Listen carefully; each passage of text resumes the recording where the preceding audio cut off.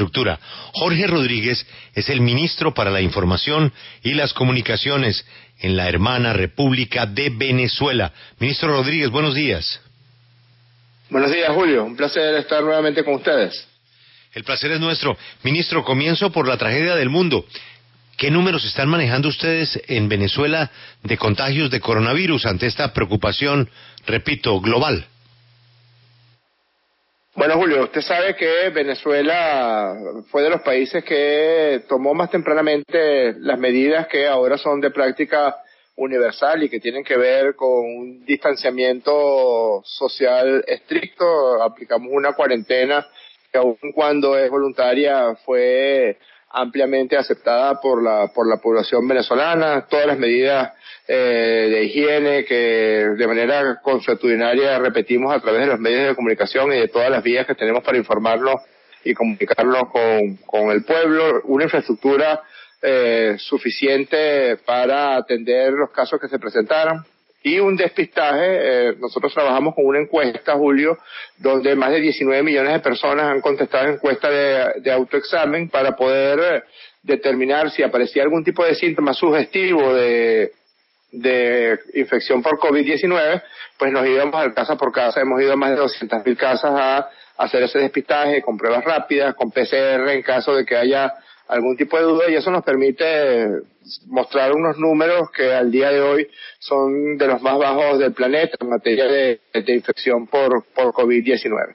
Eso no quiere decir que hayamos ganado la batalla. Esta es una batalla que de largo aliento. Hasta el día de ayer habíamos contado 422 casos, de COVID-19.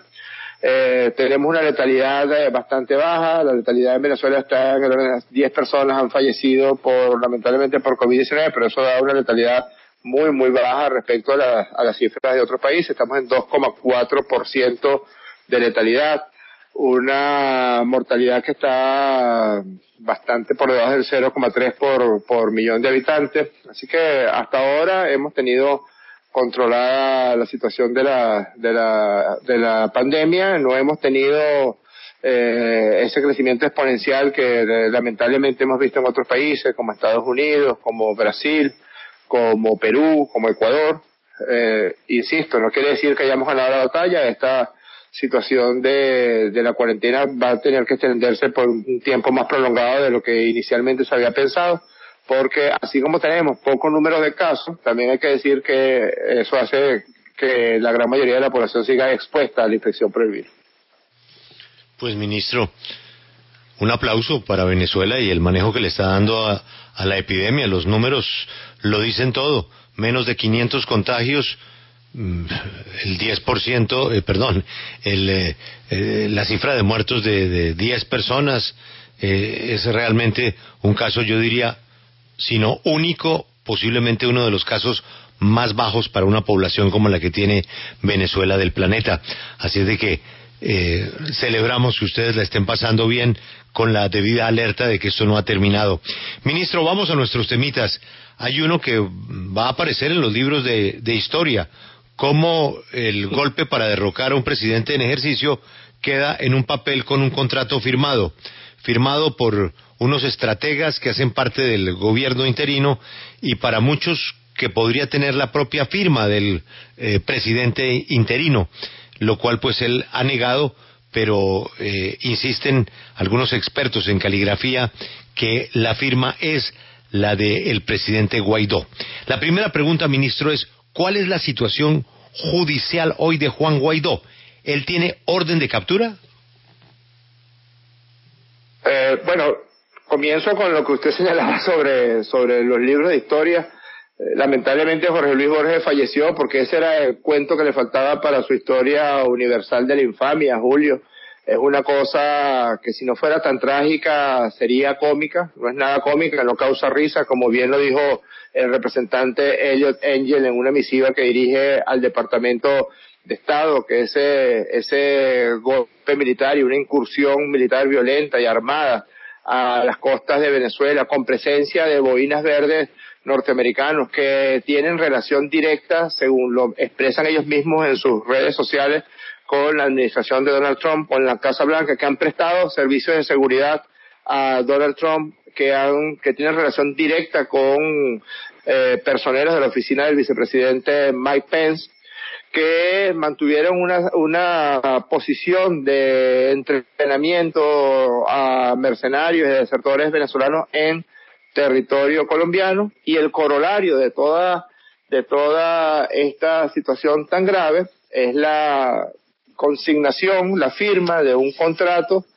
brutal que le pone precio de manera, digamos así, pseudo-legal a las cabezas del primer mandatario de Venezuela, de Nicolás Maduro, que impone un bono por el asesinato de Diosdado Cabello, de sus personas cercanas, de sus familiares, de los ministros del gabinete ejecutivo, de la primera dama de la República, de la vicepresidenta de Venezuela, que estipula la colocación de minas personales, de minas dirigidas por control remoto, que estipula el saqueo.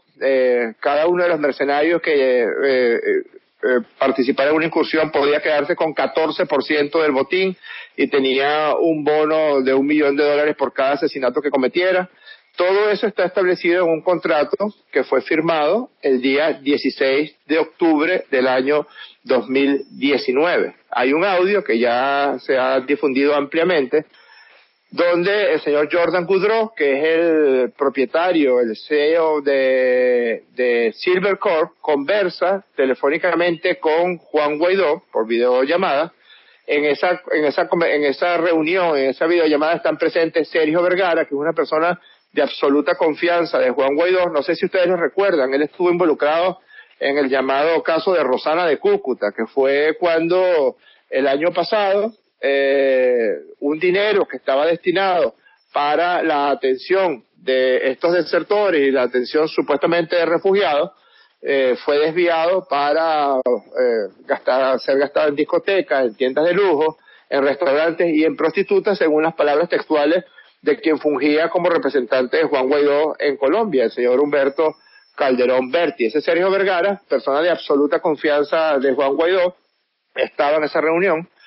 Un asesor de oscuros antecedentes llamado JJ Rendón estaba en esa reunión y es quien funge de enlace entre Guaidó y Jordan Goudreau, y había un abogado que fungió como testigo, y es un abogado que también tiene un amplio prontuario como defensor de narcos famosos en el estado de la Florida, en los Estados Unidos de Norteamérica. Esa videollamada se da.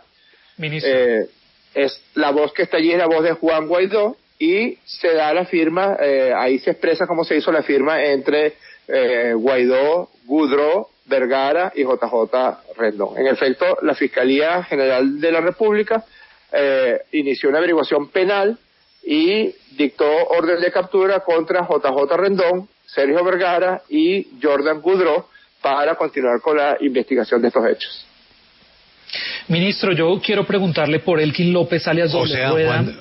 Juan David, Guaidó no tiene orden de captura. Entiendo que por la investigación de la Fiscalía se agregó a los múltiples delitos por los que ha sido imputado Juan Guaidó el nuevo delito. Sí, ministro, ahora quiero preguntarle por Elkin López alias Doble Rueda, porque según sus declaraciones es una pieza clave en esta incursión. ¿Qué más detalles se tienen? Porque incluso aquí en Colombia estaban desmintiendo una parte muy importante y dicen que él no podía estar en Riohacha, como ustedes dicen, porque estaba enfermo en esa época. Es unas fechas que no coinciden. ¿Cuál es la figura dentro de la operación y cuál es la situación del Colombia de alias Doble Rueda? Bueno, fíjense, en esta operación hay como tres patas de la mesa, tres aristas del triángulo. Por una parte, la participación de la extrema derecha venezolana. Por otro lado, el apoyo, el incentivo de la administración de Donald Trump y del gobierno de Iván Duque a través de varios enlaces, uno de ellos el enlace de la DEA y otro el enlace con la empresa Silver Corp. Y, en tercer lugar, para proporcionar todos los elementos logísticos y operativos, el narcotráfico colombiano y narcotraficantes venezolanos. El enlace que tuvo Sequea, que tuvo Goudreau para toda la parte logística en Caracas, vale decir, la adquisición de unas camionetas para ser blindadas, camionetas artilladas, la disposición de armas de alto calibre en esas camionetas para los asaltos que tenían planeados, corrió a cargo de un narcotraficante venezolano llamado José Alberto Socorro Fernández, alias Pépero. Esa es una persona que además tiene nexos muy cercanos con la DEA, de los tiempos en que la DEA ejercía funciones aquí en Venezuela y mantiene esos contactos con agentes de la DEA que se mantienen encubiertos todavía aquí en Venezuela. Y en el caso de Colombia, lo han señalado los dos entrenadores norteamericanos, los dos mercenarios norteamericanos que fueron capturados, Luke Alexander Denman, Iran Seth Berry, y también lo ha señalado quien fungió como jefe operativo de toda la misión mercenaria criminal que llegó a las costas de Venezuela, a las costas de Macuto, en el estado de La Guaira, el pasado domingo 3 de mayo. Me refiero a Antonio José Sequea. Estos tres individuos se han sometido a la figura de la delación ante la Fiscalía General de la República. Esa es una figura que aparece en nuestro ordenamiento legal, en nuestro ordenamiento penal, y que permite que a cambio de confesiones voluntarias ellos puedan tener algún tipo de beneficios y algún tipo de reducción de la pena. Todos ellos han señalado que el sitio de donde partieron en Colombia, en la Guajira colombiana, es una finca que pertenece a este señor Elkin Javier López Torres, alias Doble Rueda, alias La Silla. Nosotros nos preguntamos cómo es que el pasado mes de agosto del 2019 el señor Iván Duque da una declaración ofreciendo recompensas por la captura de Doble Rueda.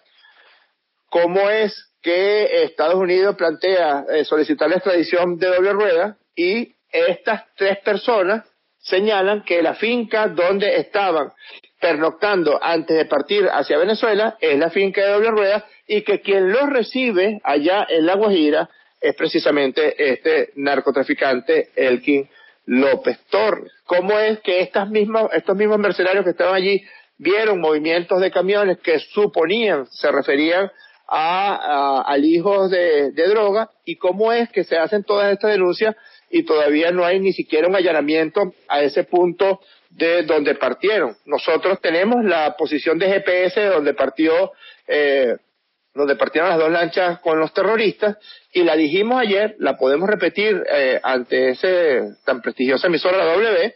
Son 11 grados, 53 minutos, 50,6 segundos norte, 72 grados, 14 minutos, 3,1 segundos oeste. Yo supongo que a estas alturas alguna autoridad de Colombia está al menos apersonándose allí para certificar si esta denuncia es verdadera, para certificar si esa finca en efecto pertenece a Doble Rueda. También señala Antonio Sequea, que te repito, era el jefe operativo de este procedimiento, que todo se planificó, todo se organizó, los entrenamientos ocurrieron y el apertrezamiento de armas ocurrieron en Colombia. Me refiero a Antonio Sequea, que señala todo esto que yo estoy diciendo en este momento.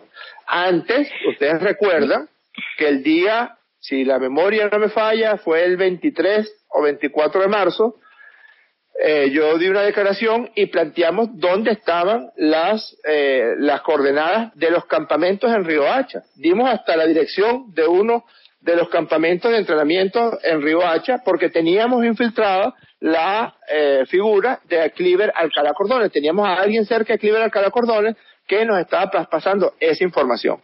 El 23 o 24 de marzo dijimos, hay 3 campamentos en Riohacha, tienen 3 entrenadores norteamericanos, sus alias son Luke, Aro y Jordan, tienen 3 jefes venezolanos, el jefe de los 3 campamentos es Antonio Sequea, que le rinde cuentas directamente a Cliver Alcalá Cordones, y el día 25 aparece Cliver Alcalá Cordones en una entrevista que les dio a ustedes en la W, y dice Cliver Alcalá Cordones que hay un contrato firmado. Es la primera vez que aparece públicamente la figura del contrato entre Guaidó y Jordan Goudreau, que hay un contrato firmado y que amparado por ese contrato es que se está dando el entrenamiento de mercenarios en Riohacha, y que el alijo de armas capturado por la Policía de Tránsito colombiana, creo que fue el día 22 de marzo, era un alijo de armas destinado a esas incursiones militares. Es decir, ¿cómo es posible que todas estas evidencias están allí ¿Cómo es posible que todas estas realidades no son ni siquiera indicios, no son ni siquiera especulaciones,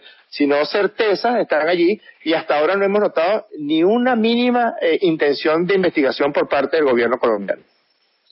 Ministro, precisamente yo me quería referir a eso que usted acaba de señalar y que han insistido no solamente usted, también el presidente Maduro e incluso Diosdado Cabello de que tenían infiltrada esta operación.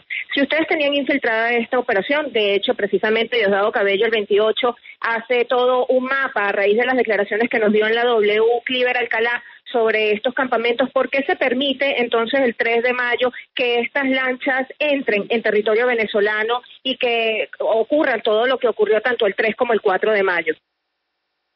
Mire, yo le quiero decir que teníamos por labores de inteligencia infiltrada la figura de Cliver Alcalá Cordones. Teníamos una persona que estaba muy cerca de lo que Cliver Alcalá Cordones y también habían personas que estuvieron entrenándose en esos campamentos y lo dijimos públicamente, hicimos lo que de manera usual debe hacerse en esos casos. Nosotros denunciamos, mire, el 24 de marzo, bastante antes del mes de mayo cuando ocurre esta incursión.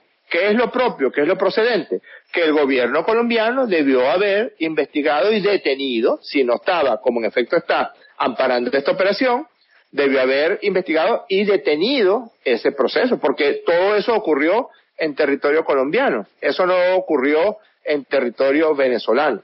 Sabíamos también del involucramiento del narcotráfico colombiano y de narcotraficantes venezolanos. Sabíamos también que vendría una incursión por mar desde Colombia hacia Venezuela. Lo que no sabíamos realmente era cuál era la fecha y el punto en el cual ese desembarco iba a ocurrir.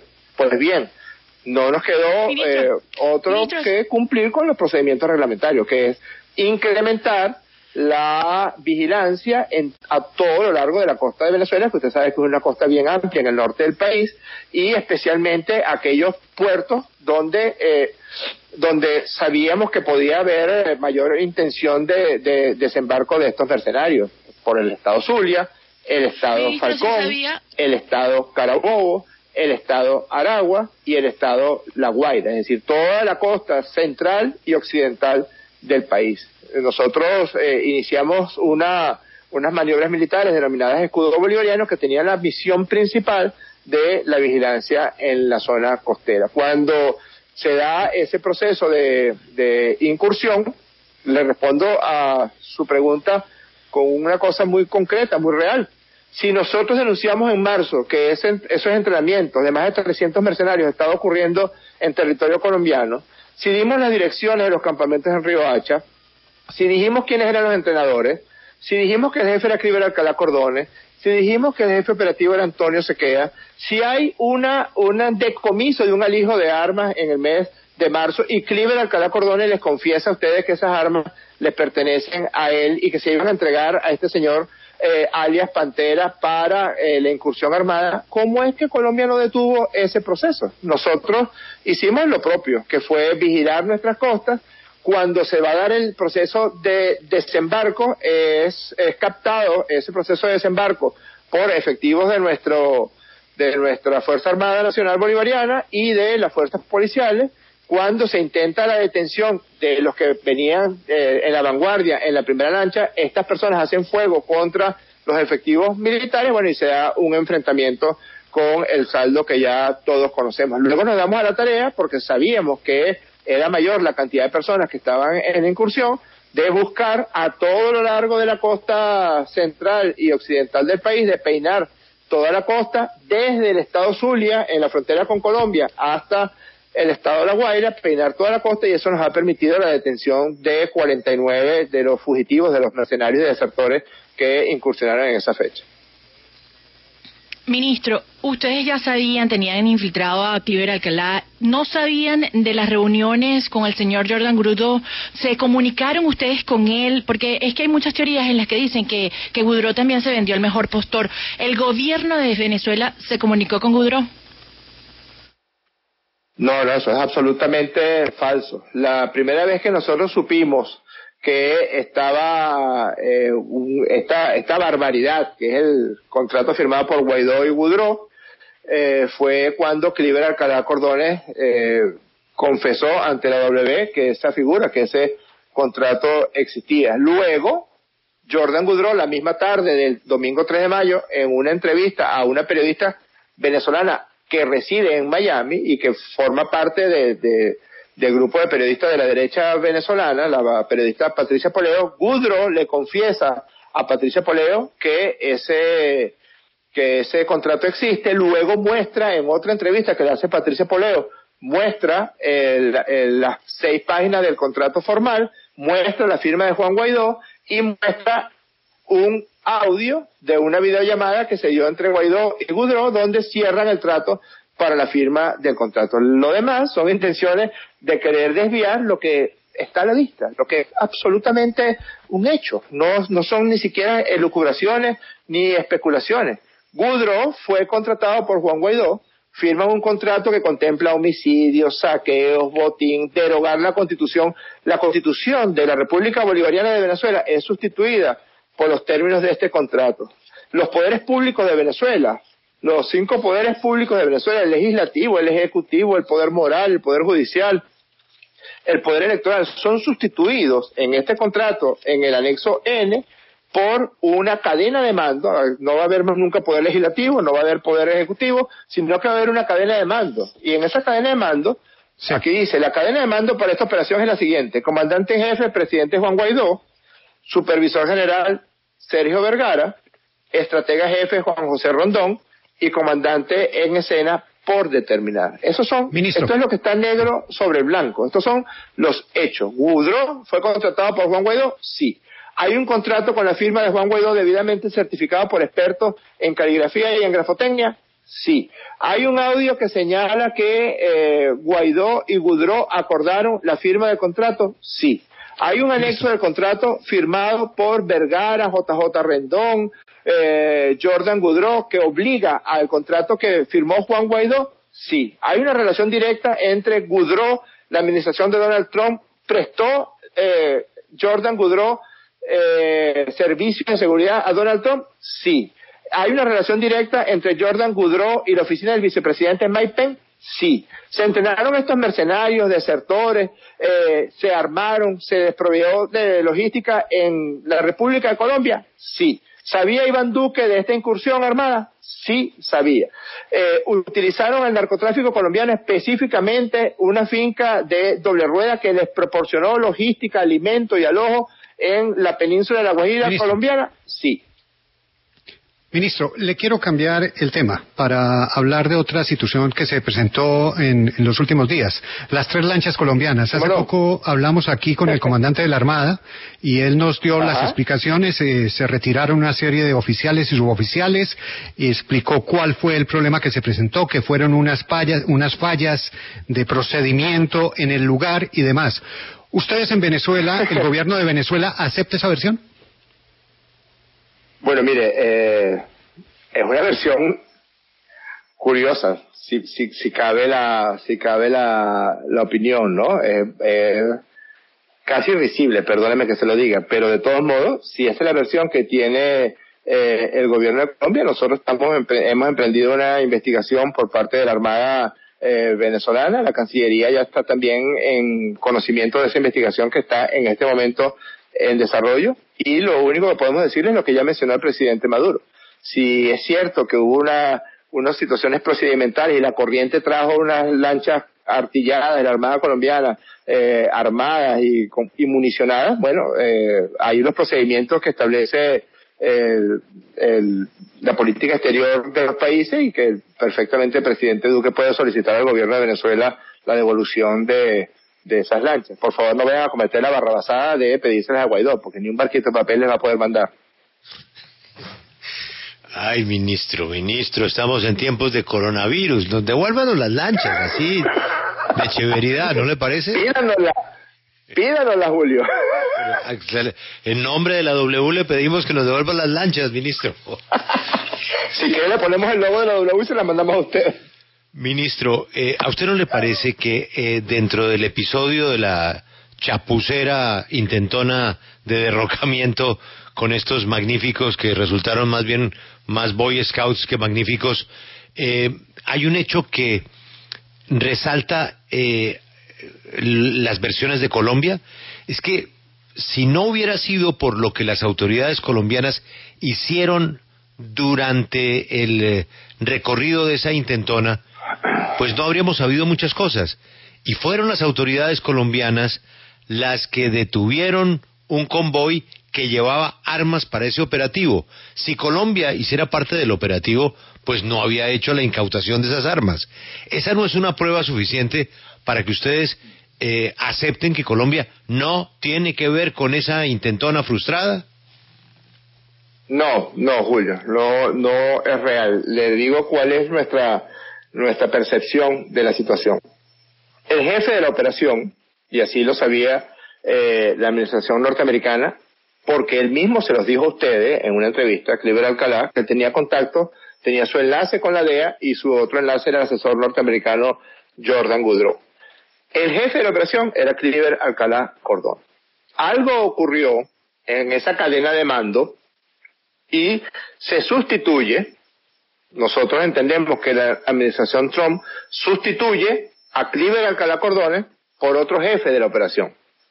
Ese jefe es Iván Simonovic. Hay una foto que también se ha hecho muy pública donde sale muy sonriente Iván Simonovic con Donald Trump en el despacho del presidente norteamericano. Antonio Sequeda, que te repito era el jefe operativo de esta misión mercenaria, señala que su contacto directo siempre fue Cliver Alcalá Cordones, que el enlace directo era con Cliver Alcalá Cordones, pero en algún momento del mes de marzo, de mediados de marzo, es sustituido esa jefatura de Cliver Alcalá por unas llamadas telefónicas que recibe de este señor Iván Simonovic y de un lugarteniente de Iván Simonovic llamado Einer Giuliani. Allí Simonovic le señala que el nuevo jefe de la operación será él, y en consecuencia sacan a Cliver Alcalá de la jugada.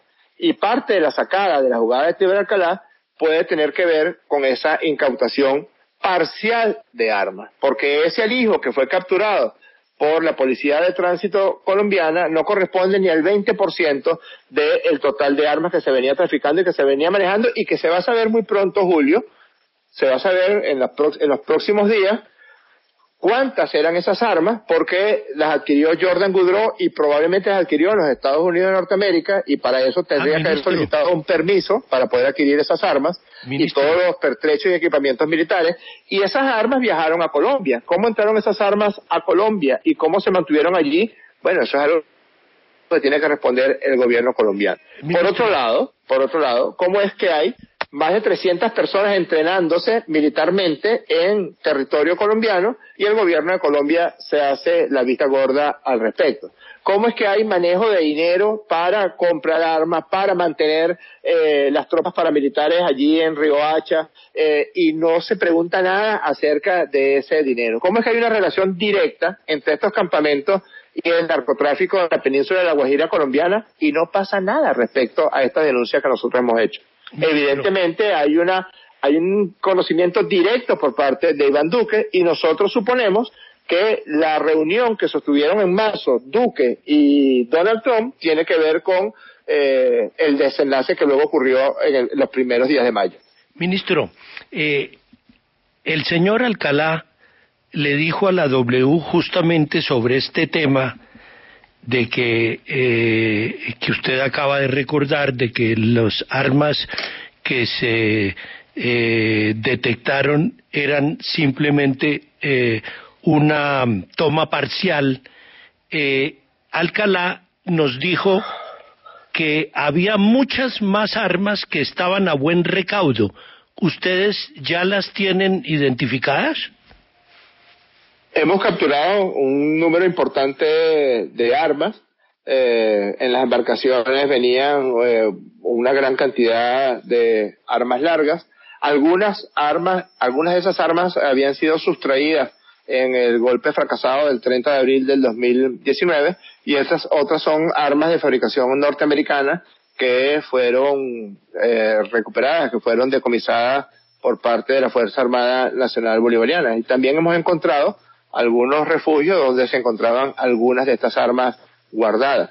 Todas ellas vinieron de Colombia.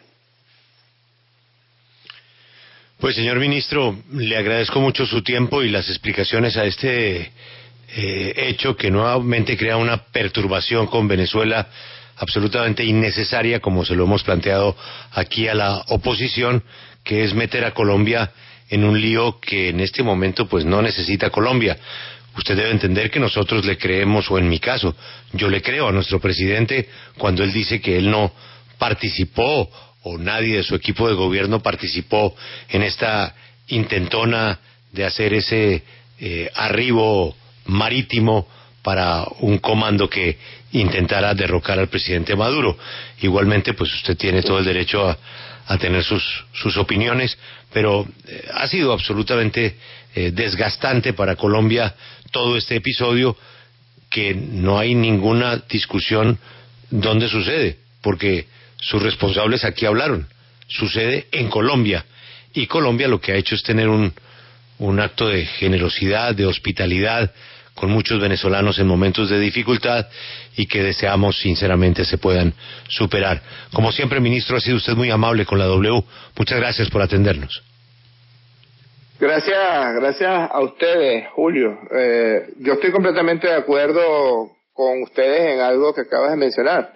Estos son tiempos más bien para apelar a la solidaridad, a la generosidad, a la compasión humana. Estamos en tiempos de pandemia. Eso hace mucho más ruin y hace mucho más brutal que en tiempos en que todo el planeta está luchando contra un verdadero asesino, que es el COVID-19, pues se haya tratado de aprovechar la situación de fragilidad que tiene la humanidad entera con esta pandemia para promover una incursión. Yo solamente te quiero decir, para no contrastar con ustedes las opiniones, yo solamente te quiero decir que la verdad se va a saber, y cada vez aparecen más evidencias acerca de cómo realmente se desencadenaron los hechos, y en la medida que vayan apareciendo más testimonios, más pruebas, más verdades, pues se irán dilucidando algunos de las situaciones que hasta este momento están en el terreno de la opinión. Ministro, gracias. Feliz mañana en Caracas. Igual para usted.